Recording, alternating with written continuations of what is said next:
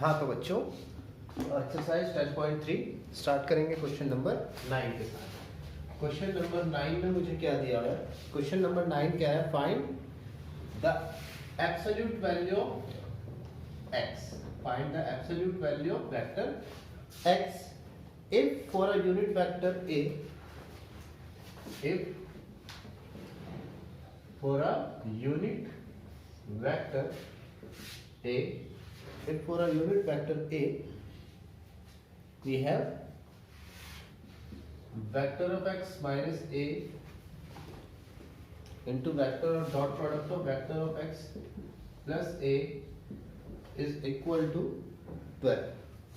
तो यहाँ पर चाहे तो आप इसका डॉट प्रोडक्ट कर लो या फिर आप देख सकते हैं कि ये है a minus B A plus B. तो ये क्या बनेगा दोस्तों? a square minus B square, ये बन जाएगा।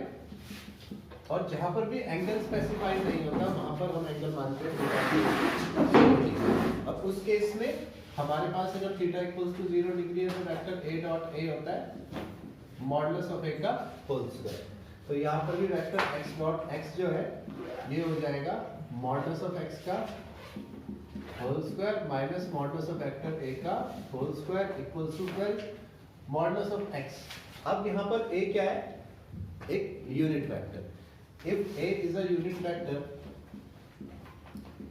is a unit vector, इसका मतलब है कि value absolute value of modulus a equals to 1 या फिर absolute value of modulus a का स्क्वायर क्या होगा? 1 का स्क्वायर। यहाँ पर आया x का स्क्वायर माइनस 1 का square equals to 12। Absolute value of vector a का स्क्वायर 1 का square equals to 12। Absolute value of x का स्क्वायर इक्वल्स टू 12 माइनस का 1 या फिर एब्सोल्यूट वैल्यू ऑफ मॉडुलस। तो एब्सोल्यूट वैल्यू ऑफ x आया अंडर रूट 30। कॉपी करो।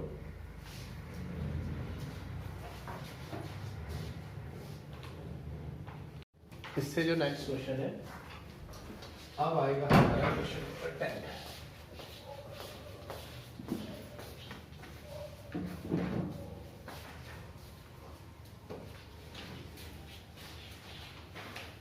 Question number 10 मुझे क्या कह रहा है? देखो ये क्या कह रहा है? If a equals to 2i plus 2j plus 3k vector a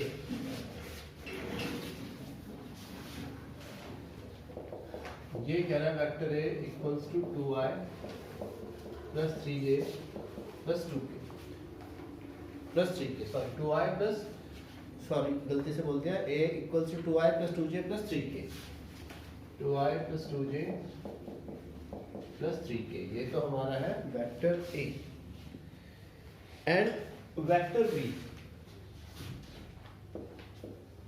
equals to है माइनस का i plus 2j plus k and vector c जो है मेरे पास में है 3i plus j and they are such that किस तरीके से है कि vector a plus lambda into vector b is perpendicular on vector c then find the value of lambda. इसकी वैल्यू फाइंड करनी है लैम्डा की। तो सबसे पहले तो हम ये निकालेंगे vector a plus lambda into vector b। ये इक्वल्स टू आएगा a के प्लेस पर है 2i cap 2j cap 3k cap plus lambda. b के प्लेस पर आएगा माइनस का i प्लस का 2j प्लस का k। इस लैम्डा को अंदर मल्टीप्लाई कर दो 2i plus 2j plus 3k minus lambda i 2 lambda j plus lambda k। इन दोनों से i कॉमन ले लो यानी 2 माइनस लैम्डा इंटू i। इन दोनों से j कॉमन ले लो 2 प्लस 2 लैम्डा इंटू j और इन दोनों से k कॉमन ले लो यानी 3 प्लस लैम्डा इंटू k। तो ये जो vector a plus lambda b है इसकी वैल्यू तो ये आ रही है, ठीक है। अब ये जो a प्लस लैम्डा b है ये c के ऊपर परपेंडिकुलर है। तो दो वेक्टर अगर परपेंडिकुलर होते हैं तो कौन सी कंडीशन होती है? अरे उनका डॉट प्रोडक्ट 0 के इक्वल होता है। यानी if vector a plus lambda b is perpendicular on c इसका मतलब है कि vector a plus lambda b का डॉट प्रोडक्ट सी के साथ किसके इक्वल होगा, 0 के साथ। अब इनकी वैल्यू सब्स्टिट्यूट कर दो, vector A plus lambda B, 2 minus lambda I, 2 plus 2 lambda into J, या फिर 3 प्लस लैम्डा इंटू के। तो यहाँ से तो लैम्डा की वैल्यूज अलग अलग है, इक्वल्स टू 0। तो इन सॉरी ये तो हमारे पास में a प्लस लैम्डा बी है, इसका डॉट प्रोडक्ट c के साथ, c क्या है मेरे पास 3i प्लस j। तो जब हम डॉट प्रोडक्ट करते हैं तो आपको पता है कैसे करते हैं, a1 a2 b1 b2 c1 c2, a1 a2 यानी 2 minus 2 lambda, 2 minus lambda into 3 plus 2 plus 2 lambda into 1, और k का यहाँ पर कॉफिशिएंट नहीं है, इसका मतलब k का कॉफिशिएंट क्या है, 0, और अगर उस 0 के मल्टीप्लाई इसके साथ करेंगे तो 0 आ जाएगा।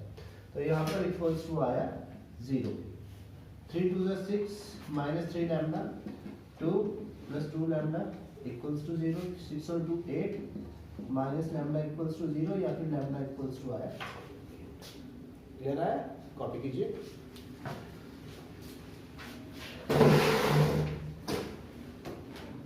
अब देखिए question number 11।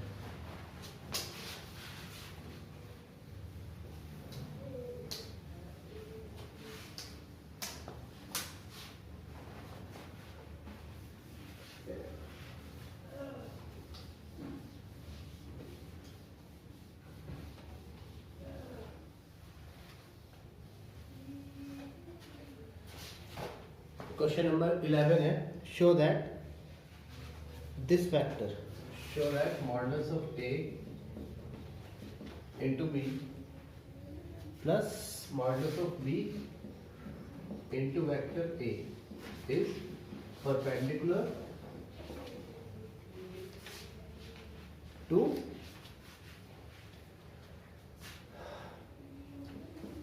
modulus of vector a into b minus modulus of vector b into a for any two vectors a and b। किसी भी दो वेक्टर्स के लिए ये क्या है, इसके ऊपर परपेंडिकुलर। अगर ये दोनों परपेंडिकुलर है तो इनका डॉट प्रोडक्ट क्या आना चाहिए, 0, है ना। If they are perpendicular on each other, so their dot product should be equal to 0। उनका डॉट प्रोडक्ट आना चाहिए 0 के। तो हम इनका डॉट प्रोडक्ट करते हैं। इनके डॉट प्रोडक्ट में पहला है modulus of a into b, modulus of b into a,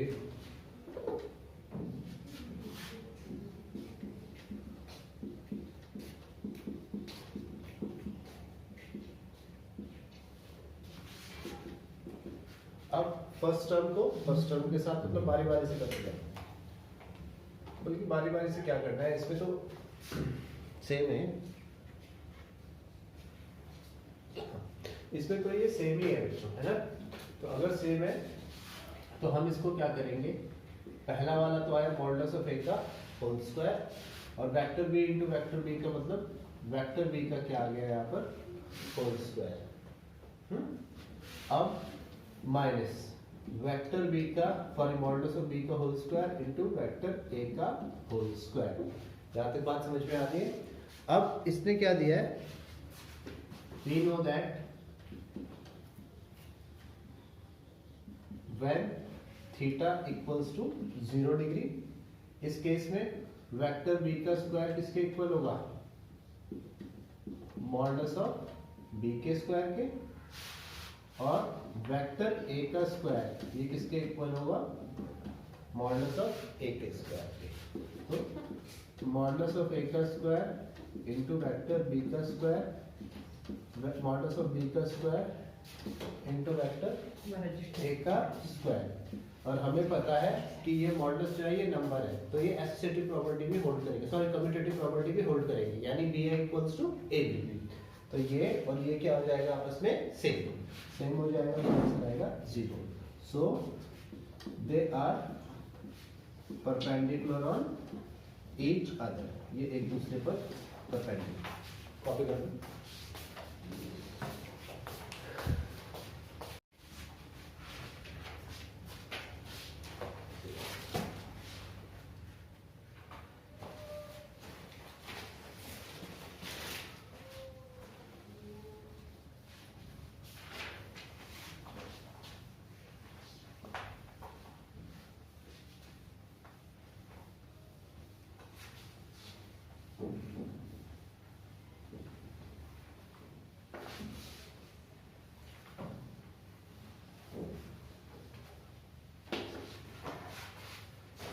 इसके बाद question number 12।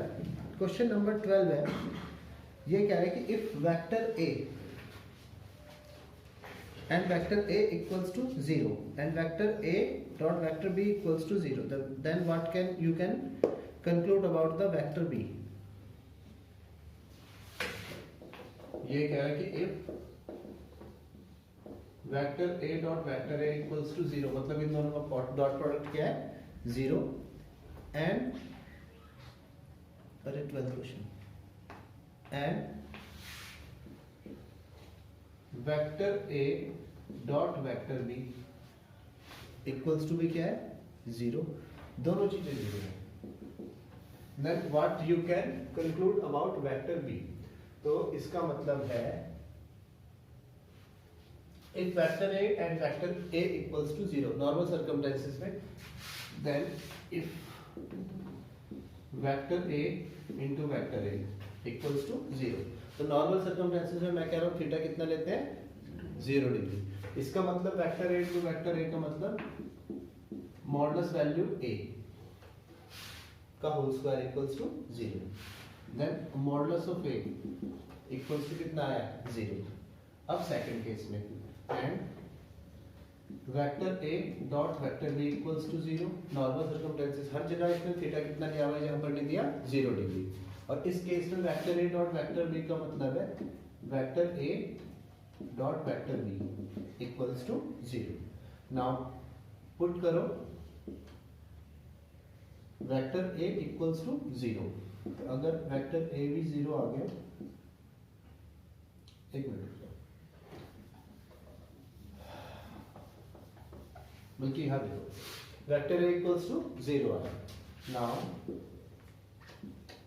Vector A dot vector b, इसका वैल्यू होगी modulus of vector b into modulus of vector A into modulus of vector b. Vector A dot vector b, modulus of vector a की value कितनी रख दीजिए 0 into b, तो a dot b equals to 0 which is and if sorry and ये तो पहले से दिया हुआ है a to b equals to 0, चलो कोई बात नहीं। तो इसको फिर से vector a into modulus of vector b equals to 0 if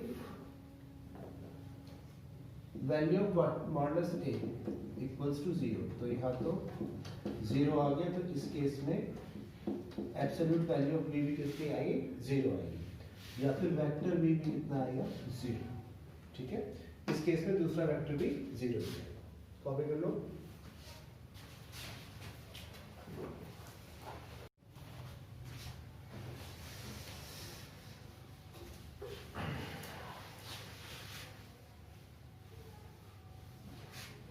बच्चों इसके बाद क्वेश्चन नंबर 13 आप खुद घर में ट्राई कर लेना, नहीं होगा तो मैं बताऊंगा। ठीक है, क्वेश्चन नंबर 14 देखो जरा। 14 ये क्या कह रहा है कि इफ आइदर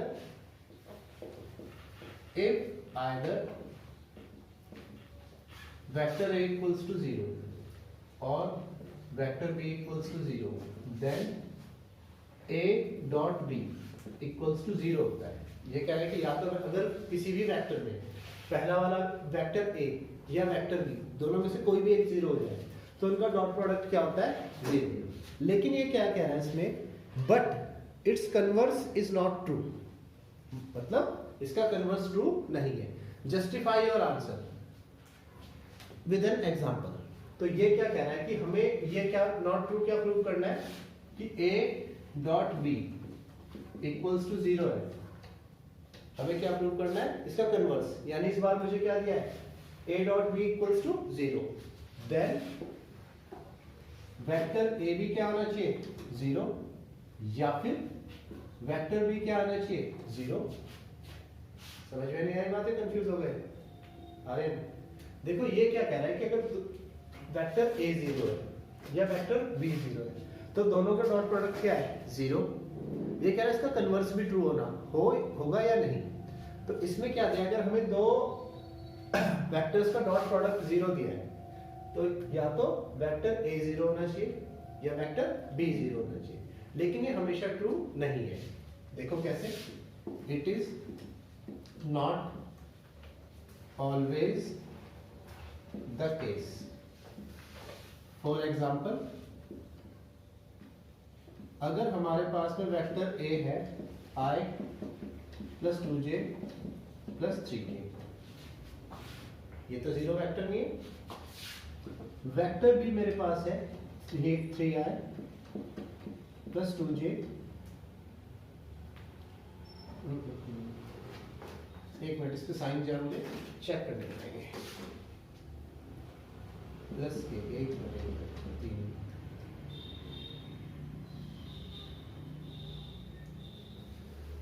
ऐसे वेक्टर i तो मेरे पास में है i plus 2j plus 3k, और वेक्टर b मेरे पास में है, इसको मैं लिखता हूं i plus 2j minus 3k। दो अलग अलग वेक्टर्स हैं, दोनों जीरो नहीं है, दोनों नॉट ए जीरो वेक्टर। अगर मैं इनका डॉट प्रोडक्ट कर दूं तो इनके डॉट प्रोडक्ट में क्या होगा, i के कोएफिशिएंट 1.1 2.2 1 मिनट 3.3 9, एक मिनट कुछ गलती होगी तो आप यहाँ पे 5 कर दें, 5, ठीक है। 5.1 प्लस 2.2 माइनस 9, तो देखो 5 बन जाए क्या आ जाएगा 5, 2 से क्या हो गया 4 माइनस 9 माइनस 9, दोनों का डॉट प्रोडक्ट कितना आ गया 0। तो ये तो है कि अगर दो वेक्टर्स हैं, दोनों में से कोई भी एक जीरो है तो उनका डॉट प्रोडक्ट जीरो होगा।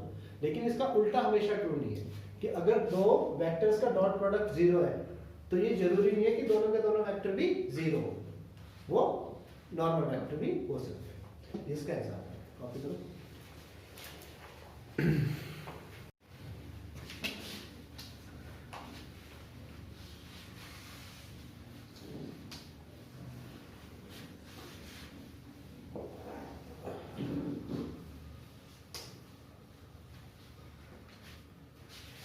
अब इसके बाद है नेक्स्ट क्वेश्चन। बच्चों नेक्स्ट क्वेश्चन में हमारे पास में है vertices of a triangle ABCR।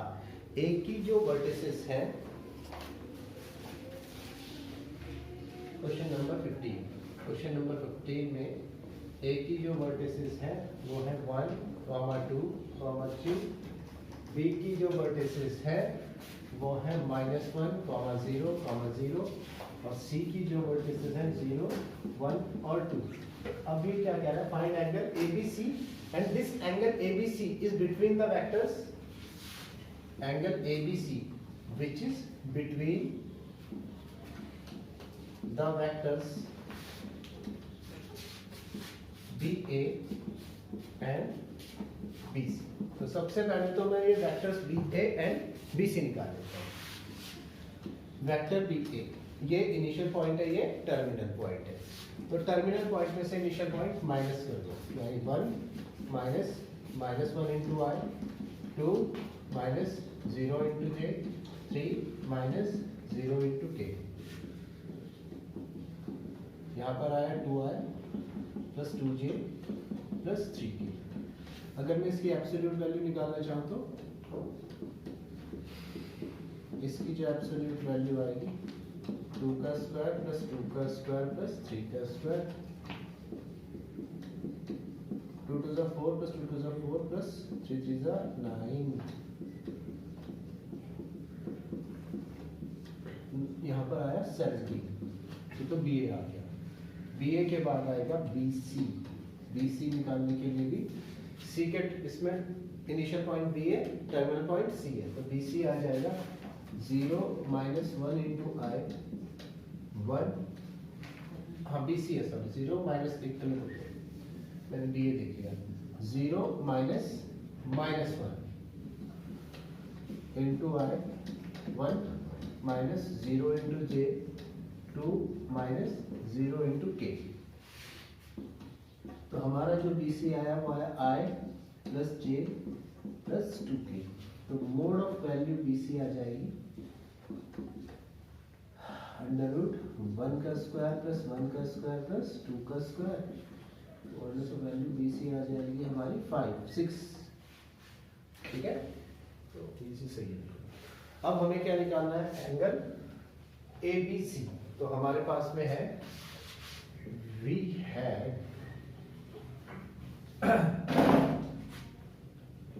B a into b c, अरे यार क्या है, vector b a dot vector b c equals to b a dot b c into cos theta. इनके बीच का ये एंगल, जो एंगल क्या है देखो, बी ए और बी सी, मेरी बात समझ में आ रही है? तो वही एंगल है ए बी सी, इन दो लाइंस के बीच में जो हमें फाइंड करना है, ये एंगल है यहाँ पर थीटा।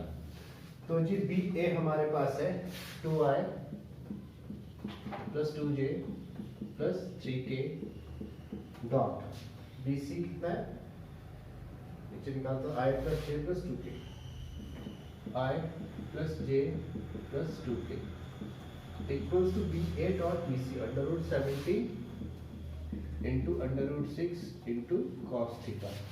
फिर से प्रोडक्ट करो, 2 1 जा 2 और प्लस 2 1 जा 2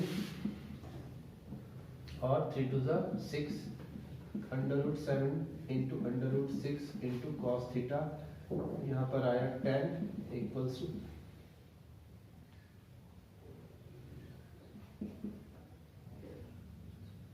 102 इंटू कॉस थीटा, या cos theta equals to 10 upon 102, theta angle जो है वो आएगा cos inverse 10 upon under root 102। Copy करो, टाइम भी देख लो। देखो बच्चों, क्वेश्चन नंबर 16 के कोऑर्डिनेट है, ए है 1 2 7, बी है 2 6 3 एंड सी है 3 10 -1। मुझे शो करना है कि तीनों के तीनों कोलिनियर है, तो आप वेक्टर ए भी निकाल सकते हैं, अभी अभी सिखा दिया वेक्टर ए बी निकालना, आप वेक्टर बी सी निकाल सकते हैं और आप वेक्टर ए सी निकाल सकते हैं। अगर ये कोलिनियर होंगे ना, एक ही लाइन पे होंगे, तो किन्हीं भी दो साइड्स का सम, सॉरी आप वेक्टर ए भी निकाल दोगे, बी सी निकाल दोगे और क्या निकाल दोगे, ए सी, फिर इनके मॉडुलस निकाल देना, मतलब मैग्नीट्यूड, यहाँ पर मैग्नीट्यूड का मतलब लेंथ से, इसका मैग्नीट्यूड निकाल दो, इसका मैग्नीट्यूड निकाल दो और इसका भी मैग्नीट्यूड निकाल दो। अगर ये कोलिनियर होंगे तो किन्हीं भी दो मैग्नीट्यूड का सम किसके इक्वल होगा, तीसरे के इक्वल, है ना भाई। अगर ये तीनों एक ही लाइन में है तो किन्हीं भी दो पॉइंट्स का सम तीसरे की क्या इक्वल होगा, ऐसे करके इसे कर देना, ठीक है। चलो अब आपको भी लेट हो रहा है तो जाओ।